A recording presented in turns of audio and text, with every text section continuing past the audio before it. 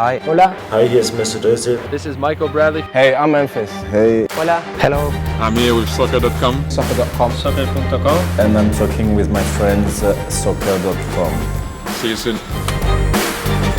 Hey guys, Josh from soccerreviewsforyou.com, bringing you my review plus on-feet video of the brand new leather Puma evoSPEED SL2 in the Tricks colorway variation. Now, as you guys can see, it does have the Puma Tricks box that has matching patterns and colors with what you're going to find on the shoes. Inside the box, they do include some extra insoles that come in this cool little carrying case.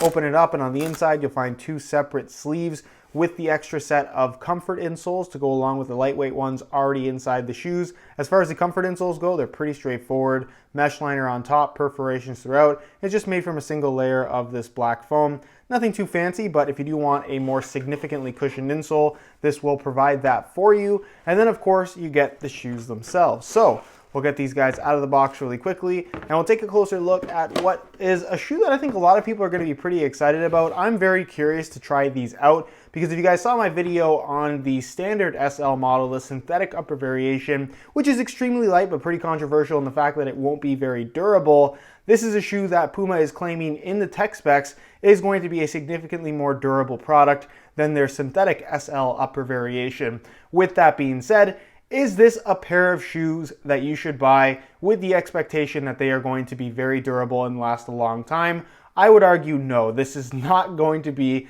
a particularly durable pair of soccer shoes. They're still very light, they're still very thin. It obviously does have the SL bottom, as you guys can see, but Puma is claiming that it will be more durable than the previous leather evoSPEED and the current evoSPEED 2 SL, which I think it will be. But again, don't buy this shoe with the expectation that it's going to be very tough, very rugged, and just last a very long time. It's just not that type of shoe. Thinner, softer materials generally mean that the shoe's just not going to last as long. So when they strip it down to this bare bones of a product to make it as light as it is, again, durability is going to take a hit. That's just how it goes. This does not come with any warning labels like the synthetic model does. So this is a shoe that technically, like I said, should be treated like a normal pair of soccer shoes, unlike the synthetic SL model, but it has a leather upper, which is obviously very exciting. Technically not K-leather, they only list it as premium leather within the technical specifications, so I would expect this to be a calfskin leather upper. Nonetheless, the quality is half decent. We're going to talk about that more in detail in the video, of course.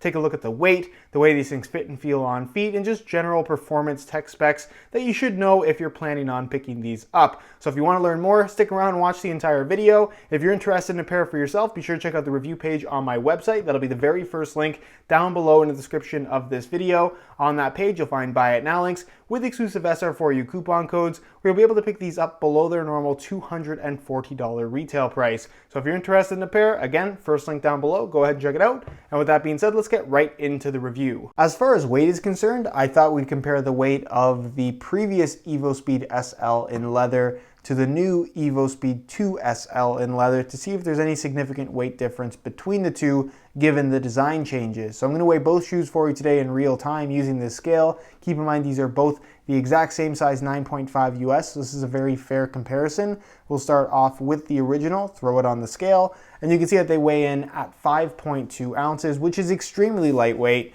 the equivalent of 148 grams. So remember those numbers. Take these off the scale, and we'll throw on the evoSPEED 2 SL in leather, and you can see that they weigh in at 5.05 ounces, the equivalent of 143 grams. So they essentially saved 5 grams of weight on the newer model, which is pretty impressive because to me, if anything, this shoe seems a little bit more significant in terms of its overall construction when compared to the original, mainly in that the leather feels a little bit thicker to me, but somehow they managed to save 5 grams, which is, again, pretty impressive. The shoe is very, very lightweight, still about 2 ounces or so, or 43 grams off, 40 grams or so off the synthetic model, but that shoe's not going to last as long. Not that this one will be particularly durable. Nonetheless, if you're looking for something that's going to offer an extremely lightweight feel, this leather evoSPEED 2 SL is definitely going to have that for you. As far as tech specs go, this shoe is kind of just a variation of what we got from the original. With the original, we did have 2 different leather upper variations of the evoSPEED SL. the initial release, and then later on we did get 1 or 2 kangaroo leather variations. I don't have any experience with the kangaroo leather models just because there wasn't a lot of interest around the shoe in general, so I just never brought them in. But this shoe, it does feature what is specified as a premium leather upper, which generally means calf skin, because if it's kangaroo leather, they always specify that. So the quality of the leather and the type of leather is the same as the original leather evoSPEED SL, which I have right here. What has changed with the actual leather, to me at least in terms of what I can feel, is that this new one does seem to be a touch thicker. That could just be a feel thing in terms of the touch, because on the ball, honestly, it doesn't feel that much different at all. But that's kind of the one thing that I did notice as a somewhat of a difference, I guess, coming from the original. But for the most part, the type of leather, the quality of the leather, it's on par with the original. They haven't made any kind of significant changes. The upper, though, isn't fully leather anymore. You can see I have a cutoff point right here on the lateral side, and then a cutoff right here on the medial side, where basically this heel area is just a synthetic material, unlike the original where the entire upper was leather. But does it really make a difference that this back part is made from synthetic? Not really. It's not something that you're going to notice at all when you're wearing the shoes, and it probably did help to cut down a little bit of the weight at the end of the day. The actual stitching on the upper is really the major change here. You can see on the original they went with this quilted pattern, which I think looks very, very cool, and then they stitched around the Puma branding. Is that the most effective way of doing it from a performance standpoint? Probably not, but I think aesthetics definitely play a major role in the design of any shoe nowadays. And with the new evoSPEED 2 SL in leather, you can see the actual stitching pattern just looks to be a lot more effective. It's something they are touting in the tech specs, that this is going to help the upper to maintain its shape and just offer a more responsive feel in general. Again, is this going to be a major difference coming from the original? Not really. The overall feel is pretty similar to me. The one thing I still don't really love about this design is the Puma form stripe here on the lateral side, and that it is a synthetic material that's basically just stitched on top. To me, it just looks cheap, it feels cheap, and it just doesn't need to be there. It could have very easily just been printed on like they did the evoSPEED branding right here on the medial side, but for whatever reason, it's this piece of material that just adds extra bulk that doesn't necessarily need to be there, and it almost doesn't make sense given the, I guess, minimalist focus on the actual design itself. The inside of the leather is lined with a very nice, smooth kind of microfiber material, just like what we saw from the original. So again, no major changes in that department. Laces still run through the middle, as you guys can see. The tongue is also the same tongue you're gonna find on the synthetic evoSPEED 2 SL. Which I'm not crazy about. The previous model had the same type of tongue as well, where it's that textile base, super, super thin, which isn't uncomfortable in any way, but it creates an inconsistency as far as the touch is concerned. The leather offers a slightly padded touch on the ball because it is quite thin, and then you have an extremely thin touch on the ball across the top of the foot when you're shooting, which is mainly when you notice that. So again, the inconsistency is not necessarily a true negative when it comes to the performance and feel of this shoe. It's just something I wish was leather, just to offer, again, a more consistent touch across the entire foot. As far as how this shoe fares as just a quality leather option, if you really, really want a leather shoe, this is, in my opinion, not, I guess, it's not the best option out there if you're looking for a leather feel. It's a super thin, super lightweight shoe that happens to be made out of leather. It does have a slight kind of leather sensation on your foot, especially once they're broken in, because it will soften up and mold to your foot to a certain extent. But the profile of the shoe, the weight of the shoe, and the general touch given on the quality and thickness of the leather, it just doesn't have that, I guess, traditional feel is the best way to describe it. So for me, if you want a leather shoe, something like a Nike Tiempo Legend 6, a Nike Premier, a Copa Mundial, those are shoes that offer, in my opinion, more of a true leather sensation, a true leather experience from a pair of soccer cleats. But again, if you want something that has a very modern, super lightweight, super low profile, super thin design with very aggressive traction that has some leather on it, the majority of the upper is leather, which I applaud Puma for, but at the end of the day, the experience, like I said, isn't the best quality leather shoe that money can buy. So just keep that in mind. And it's part of the reason why I wasn't a huge fan of the leather evoSPEED SL, the original, just because every time I wore this shoe, I could only think of the synthetic model that, in my opinion, offers a more special experience in terms of just the shoe being that much lighter, that much thinner on your foot. It feels like everything on that shoe is is supposed to be there, where this almost just seems like a shoe that they made with a leather upper for the sake of making it. And again, that's not necessarily a bad thing. There's plenty of people that bought the original and will buy the new one and will really, really like them. But for me, if you really want that true leather experience, this is just not the shoe that you buy. Heel liner, exactly the same as a synthetic model. They changed it up. It's got this kind of textured synthetic material with some decent padding considering how light the shoe actually is. Insole fully removable. They include the comfort ones you guys saw at the start of the video. Then you get the lightweight insole option as well, which is a single layer of foam. It's super, super lightweight. It has this kind of airy sensation to it. Perforations throughout, and there's no liner. It's just straight up foam with a little bit of texturing to it. Reminds me a lot of what we got on the Nike GS, and a really cool insole. It's not the most cushioned under your foot, but it feels pretty good, and I can't really complain about it. If you do want something more significant, like I said, they did include that in the box, although that will, of course, increase the weight of the shoe just a little bit, not a lot. How much can you really feel the weight of an insole when you're wearing a pair of shoes?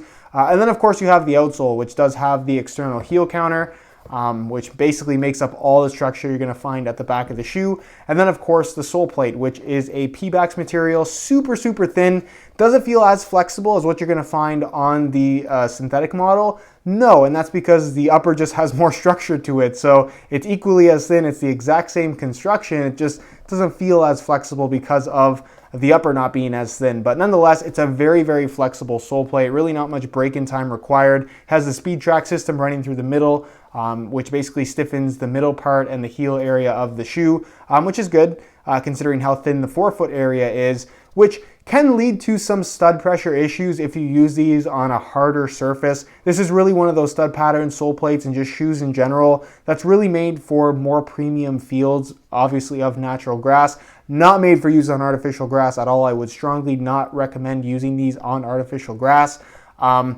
The reasons for that are, one, durability. It's not going to be the most durable shoe in the world as it is, and if you wear it on artificial grass, just don't expect them to last very long. And two, stud pressure. Like I said, huge issue with this particular shoe. It's just a sole plate so thin, you're going to feel those studs under your feet. And three, I guess, is that this is not made for use on artificial grass at all. This was strictly intended for use on natural grass. So the stud pattern itself features conical studs in the forefoot, the front four studs, very aggressive. This is what's going to provide the majority of your grip and bite when pushing off and changing directions. They have a fairly good length to them, as you guys can see, and they're fairly narrow in profile, so they dig into the ground quite nicely, and because the sole plate's so flexible, it moves and bends with your foot really well too. So again, traction not an issue in terms of when you're up on your toes. You have some bladed studs in the forefoot as well, kind of as more support studs to hold up the sole plate, I suppose. And then you have a unique layout in the heel area where you have two bladed studs on the lateral side and one single conical stud on the medial side, which they did for two different reasons. One, to kind of decrease the weight of the shoe a little bit. One stud's going to weigh less than two studs, obviously, so that's why they went with this particular design. And two, it's kind of got that wow factor. It's a very interesting look. A lot of people will kind of see this in person and think, oh my gosh, that's very special. I bet you it performs really unique. And the answer to that question is that it really doesn't have that unique a feel at all. It's not something you really have to get used to. If you're just wearing the shoes and not thinking about it, it feels like a normal stud pattern in the heel. There's really nothing too special about it as far as performance is concerned. So if that's something that you were worried about, don't be worried. And again, as far as the overall performance when it comes to traction is concerned, this is a very, very capable stud pattern and a very good one to use. I just really like this particular sole plate stud pattern layout in general from Puma within their evoSPEED line. So that's pretty much it as far as tech specs go. Again, there's a lot going on with this particular shoe, and it really depends on what you're looking for as to whether or not this is going to be a good option. Again, depending on what you want. If you want something super lightweight with very aggressive traction and a tighter fit overall that also happens to be leather, then yes, maybe this is something to consider. But if you're looking for a shoe that's going to offer a more traditional kind of soft leather touch on the ball, this isn't necessarily what you want. As far as aesthetics and the general colorway is concerned, this is the launch colorway for the evoSPEED line in general, which also happens to be a Tricks variation, which means that in this particular case, the right shoe is neon yellow with pink accents, and the left shoe is pink with neon yellow accents. Now, personally, I've never been a huge fan of the kind of one-in-one look. That's just not my thing, but I know a lot of people do like it. It's been successful for Puma in the past, so I'd be curious to hear what you guys think about the look of this shoe and the look of this colorway down below in the comment section. This also being a Tricks variation, I'm not sure if this little kind of fade pattern where the front half is a solid color and the back half is black with this fade in the middle, I don't think that's something that we're going to see on future colorways. But I don't think it looks bad by any means. Future colorways of the shoe, because I know a lot of you guys are probably wondering, not all of them are going to be Tricks colors, so they will release shoes where both shoes, the left and right, are the exact same color. Not necessarily all of them are going to be this split design, because again, not everybody likes that. But overall, it's kind of what we've come to expect from the evoSPEED line and Puma as a brand in general. You have the form stripe on the lateral side, you have the evoSPEED branding on the medial side, a little bit of design behind that, some bright colors, and a solid black sole plate. So nothing too fancy, nothing too out of the norm for Puma. And really, I think for most people, it's going to come down to whether or not you like the combo of neon yellow and pink on either foot. So let me know what you guys think down below in the comment section. Do you love them, you hate them, why or why not? And with that being said, let's move on to the on-feet portion of the video so we can get a better idea as to how these shoes fit and of course what the sizing is like. All right, so here is a look at the leather evoSPEED SLs on feet. On my left foot, I have the stock pink laces that come with the shoes. And on my right foot, I have a pair of neon yellow and black speckled SR4U replacement laces. If you're interested in a pair of replacement laces for yourself, the website to go to is www.sr4ulaces.com. Find a direct link to that website down below in the description of this video. Now, in terms of how these things fit and feel on feet, the shoe does have a very comfortable fit out of the box. There really isn't much break-in time required. Obviously, the upper is made from leather, so the more you wear them, the softer the material is going to get. It's even going to stretch a little bit depending on the shape of your foot. But like I said, for the most part, you're not really going to struggle with breaking these things in. They're pretty much good to go from right out of the box. Sole plate is super thin, really tons of flexibility to it. And again, there isn't really anything that feels stiff or uncomfortable from the first time that you put them on, given that they fit you properly. As far as the leather itself is concerned, it's not the most premium leather that money can buy on a pair of soccer shoes. It's soft against your foot, but doesn't necessarily have that cushion sensation just because of how thin it is. But still, it's a comfortable shoe. Just like I mentioned earlier in the video, not necessarily my #1 choice if you want a really kind of premium leather shoe experience. This is just a really lightweight shoe that happens to have a leather upper. But like I said, because of how thin it is, it doesn't necessarily have that traditional leather feel on your feet. As far as the shape of the shoe is concerned, given that it is an evoSPEED with this very kind of low profile, sleek design, it's a slimmer fit overall. Definitely not narrow, not on the same level as what you're going to find from the Mercurial line, but definitely still a tighter fit. They will fit most people, I'll say that. If you have really wide feet, maybe not the best option, but for the most part, if you don't mind a tighter fitting shoe, these should fit you just fine. And as far as sizing is concerned, I'm wearing a size 9.5 US, which is a half size up from my normal size 9. That's just because the evoSPEED line runs about a half size small, so if you are looking to order a pair for yourself, I would strongly recommend going a half size up in order to achieve the best possible fit. All right, guys, that is it for my review of the leather Puma evoSPEED 2 SL. If you guys are interested in more info on this shoe, be sure to check out the review page on my website. That'll be the very first link down below in the description of this video. On that page, you'll find buy it now links with exclusive SR4U coupon codes, where you'll be able to pick these guys up below their normal $240 retail price, as well as high quality images of this exact pair that I took myself that'll give you a better idea as to how they actually do look in person. So again, if you're looking for more info, first link down below, go ahead and check it out. If you have any questions at all regarding this particular shoe, leave them down below in the comments and I definitely will get an answer out to you. If you enjoyed today's video, found it helpful and informative, be sure to support it with a like. Subscribe if you haven't already for daily videos on all the latest and greatest soccer gear. You can find all my social media information linked in the description as well. And other than that, guys, hope you enjoyed today's video. And as always, thanks for watching.